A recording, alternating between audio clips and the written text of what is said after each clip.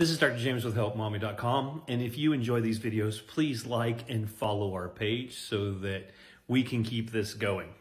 I was asked about the topic of torticollis. Torticollis is a condition where your head starts to tilt to one side and you're unable to bend or move your head from side to side like you're supposed to. There's a couple different reasons why this could happen. One is congenital, where it's just stuck that way. That's something that doesn't happen very often. The second one is acquired.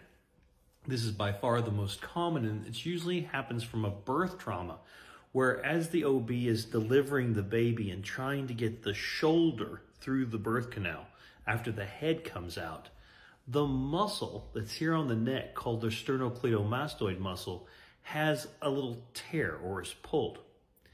Then as that muscle goes to heal, it forms a knot and starts to shorten it. And that happens around the time the baby's like 3 to 6 weeks old. So the baby will come out looking fine. And then as they start to get a little older, people start to notice that their head starts to tilt and they're not moving their head from side to side. This will also cause the back of their head, one side, to become extremely flat. This is typically treated by going to physical therapy and them stretching it out and teaching you exercises to do at home. The earlier we find this and get it diagnosed, and the faster we initiate treatment, the easier it is to fix.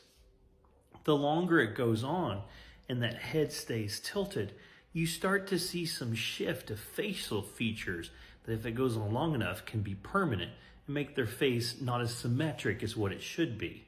And of course, then the longer it goes on, the harder it is for us to reshape the head as well. There is another type of torticollis, which is usually spastic torticollis, and this can happen from a cramp, a lot of times from a crick in the neck or sleeping wrong.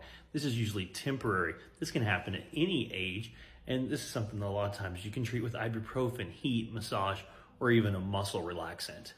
But that's what torticollis is and how we treat it. I hope this helps.